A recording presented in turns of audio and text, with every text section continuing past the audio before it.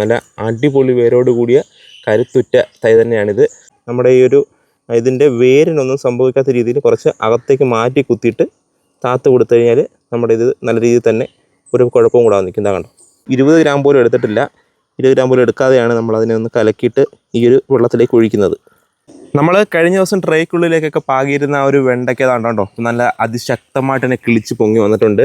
ഇനി ഈ ഒരു ട്രേ നിൽക്കുന്നതിൻ്റെ ആ ഒരു ശേഷി ഇന്നിപ്പോൾ നഷ്ടപ്പെട്ടു കേട്ടോ. കാരണം പലതും പല സൈഡിലേക്ക് വളഞ്ഞു. അപ്പോൾ നമുക്കിനി മണ്ണിലേക്ക് ഇറക്കണം. ആ ഒരു മണ്ണിലേക്ക് ഇറക്കാൻ വേണ്ടിയിട്ട് നമ്മളിവിടെ 3 ഭാഗത്തായിട്ട് മൾച്ചിങ് ഷീറ്റ് ഉപയോഗിച്ച് തടം കോരി വെച്ചിട്ടുണ്ട്. ഈ തടത്തിലേക്കാണ് നമ്മൾ ഈ ഒരു വെണ്ടയ്ക്കകളെ ഇറക്കാൻ പോകുന്നത്. അപ്പം ഇതിന് ഒരുപാട് പ്രത്യേകതകളുണ്ട്. കാരണം നമുക്കിത് നടുന്ന രീതി തന്നെ വേറെ രീതിയാണ്. അപ്പോൾ അതിന് വേണ്ടിയിട്ട് നമുക്ക് ഇങ്ങനെ ഒരു വീഡിയോ എടുത്തിരിക്കുന്നത്. അപ്പോൾ തീർച്ചയായിട്ടും നമ്മൾ കാണിച്ചതിൻ്റെ കൂട്ട് തന്നെ നിങ്ങളൊരു വിത്ത് നട്ട് കഴിഞ്ഞാൽ വളരെ പെട്ടെന്ന് തന്നെ നമുക്കിതിൻ്റെ ഗ്രോത്ത് ഉണ്ടാവും. ഇപ്പം തന്നെ ഇത് 4 ഇലയിലേക്ക് വരികയാണ് കേട്ടോ. 2 ഇല മാറി 4 ഇലയിലേക്ക് വരികയാണ്. അന്നേരം ഇനി നമ്മൾ ചെയ്യാൻ പോകുന്നത് പറഞ്ഞാൽ ഈ ഒരു ഓരോ വിത്തുകളെയും അല്ലെങ്കിൽ ഓരോ തൈകളെയും നമ്മൾ ഈ ഒരു ഷീറ്റിനുള്ളിലേക്ക് മാറ്റാൻ പോവുകയാണ്. ഇതേപ്പോൾ നമ്മൾ നമ്മുടെ ആ ഒരു തൈയെ നമ്മുടെ ഒരു മൾട്ടി ഷീറ്റിനുള്ളിലേക്ക് ഇറക്കാൻ പോവുകയാണ്. നമുക്ക് ഈ ഒരു മൂലയിൽ നിന്ന് തന്നെ നമുക്ക് ഓരോ വിത്തും അല്ലെങ്കിൽ ഓരോ തൈയും ഇങ്ങനെ ഊരി എടുക്കാം. നമ്മുടെ പയർ ഊരി വന്നതിനോട്ട് തന്നെ വളരെ സിമ്പിളായിട്ട് ഇവനും ഊരി വരും. കണ്ടോ, നല്ല അടിപൊളി വേരോട് കൂടിയ കരുത്തുറ്റ തൈ തന്നെയാണിത്. നമ്മൾ ചെയ്യുന്നത് ഇതേ ഡയറക്റ്റ് ഈ ഒരു ഹോളിലേക്ക് നമ്മുടെ ഈ ഒരു വിത്തിനെ നമുക്ക് അല്ലെങ്കിൽ തൈ നമുക്ക് ഇറക്കി വെക്കാം.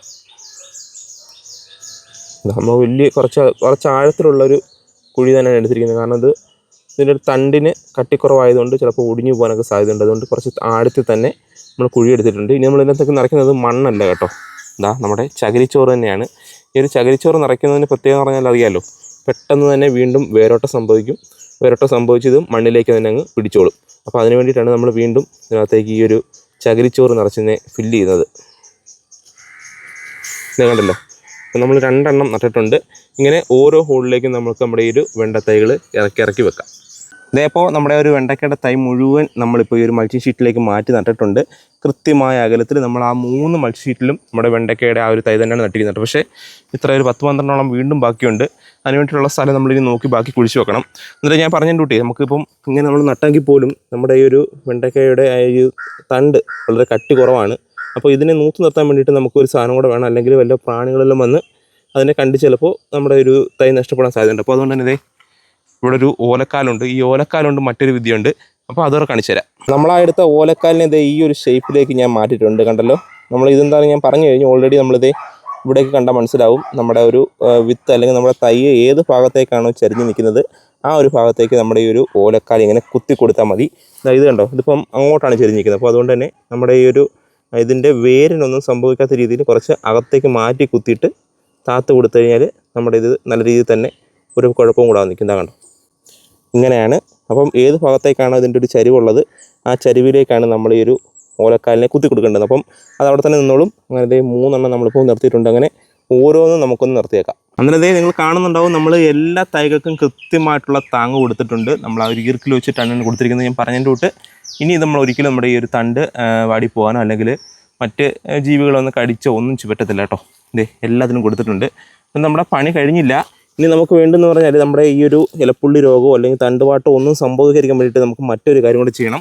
അതാണിത് എൻ്റെ ഇരിക്കുന്നത് സൂഡോമോണസ്. നിങ്ങൾക്കറിയാം നമ്മുടെ ഈ ഒരു വിത്ത് മുഴുവൻ നമ്മൾ സൂഡോമോണസിൻ്റെ ഈ ഒരു വെള്ളത്തിലിട്ടിട്ടാണ് മുളപ്പിച്ചത്.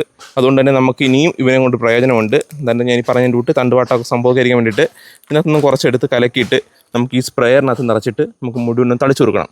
അപ്പം അതോടൊന്ന് ചെയ്തേക്കാം. അതേപോലെ നമ്മൾ ആ സൂഡോമോണസിനെ എടുത്തിട്ട് നമ്മൾ നന്നായിട്ട് തന്നെ ഇത് മിക്സ് ചെയ്തിട്ടുണ്ട്. ഇനി ചെയ്യേണ്ടതെന്ന് പറഞ്ഞാൽ ഈ കുപ്പിക്കകത്തേക്ക് നിറയ്ക്കാന്നുള്ളതാണ്. നമ്മൾ 20 ഗ്രാം പോലും എടുത്തിട്ടില്ല. 20 ഗ്രാം പോലും എടുക്കാതെയാണ് നമ്മൾ അതിനെ ഒന്ന് കലക്കിയിട്ട് ഈ ഒരു വെള്ളത്തിലേക്ക് ഒഴിക്കുന്നത്. അപ്പോൾ നമ്മുടെ സൂഡോമോണസിൻ്റെ വെള്ളം നമ്മൾ എല്ലാത്തിനേക്കും ഒഴിച്ചു കൊടുക്കുകയാണ്. നമ്മൾ ഡയറക്റ്റ് അതിൻ്റെ മൂട്ടിലേക്ക് പോകാതെ കുറേശ്ശെ ആയിട്ട് നമ്മളിങ്ങനെ ഈ ഒരു ഷീറ്റ് തന്നെ ഒഴിച്ചു കൊടുത്താൽ പോലും അത് കൃത്യമായിട്ട് ആ ഹോളിലേക്ക് തന്നെ ഇറങ്ങിക്കോളും. അപ്പം നമ്മുടെ ഇതിൻ്റെ സത്യം പറഞ്ഞാൽ ഇതിന് ഇങ്ങനെയല്ല, നമ്മൾ ഇതിനടിയിൽ കൂടെ പൈപ്പൊക്കെ ഇട്ടിട്ടാണ് ഇതിനകത്ത് വളമൊക്കെ കൊടുക്കേണ്ടത്. നമുക്ക് അത്രമാത്രം ഒരു പരിമിതി ഉള്ളതുകൊണ്ടാണ് നമ്മളിങ്ങനെ ഇപ്പം ചെയ്തിരിക്കുന്നത്. അപ്പം ഇതുപോലൊരു സ്പ്രേയർ ഉണ്ടായാൽ മതി. കൃത്യമായിട്ട് നമ്മുടെ ഷീറ്റിലേക്ക് ഒഴിച്ചാൽ തന്നെ അത് അതിൻ്റെ മൂലയ്ക്ക് അല്ലെങ്കിൽ അതിൻ്റെ ആ വിത്തിൻ്റെ കൃത്യമായിട്ട് തന്നെ അതിന് കിട്ടിയിരിക്കും. കണ്ടല്ലോ, നമ്മൾ കൃത്യമായിട്ട് നമ്മുടെ ഈ ഒരു വെണ്ടയ്ക്കയ്ക്ക് വേണ്ടുന്ന മുഴുവൻ കാര്യങ്ങളും ഇപ്പോൾ ചെയ്തിട്ടുണ്ട്. ഇനി നമ്മുടെ വെണ്ടയ്ക്ക ഒരെണ്ണം പോലും നശിച്ചു പോകത്തില്ല. ഞാൻ പറഞ്ഞതിന് വിട്ട് ബാക്കി കുറച്ചുകൂറുണ്ട്, അതോടെ നടണം. അപ്പം ഇത്രയൊക്കെ ഉള്ളൂ. ഞാൻ ഈ കാണിച്ചതിന് വിട്ട് തന്നെ നിങ്ങൾ വെണ്ടയ്ക്ക കൃഷി ചെയ്ത് കഴിഞ്ഞാൽ നിങ്ങൾക്ക് വീട്ടിൽ ആവശ്യത്തിൽ കൂടുതൽ വെണ്ടയ്ക്ക ഉൽപ്പാദിപ്പിക്കാൻ പറ്റും. ബാക്കി നമുക്ക് വീട്ടാവശ്യത്തിന് കഴിഞ്ഞിട്ട് വിൽക്കാനും പറ്റുമെന്ന് പറഞ്ഞുകൊണ്ട് ഈ ഒരു വീഡിയോ ഇവിടെ അവസാനിപ്പിക്കുകയാണ്. മറ്റൊരു വീഡിയോ ആയിട്ട് വീണ്ടും വരുന്നവരേക്കും നമസ്കാരം.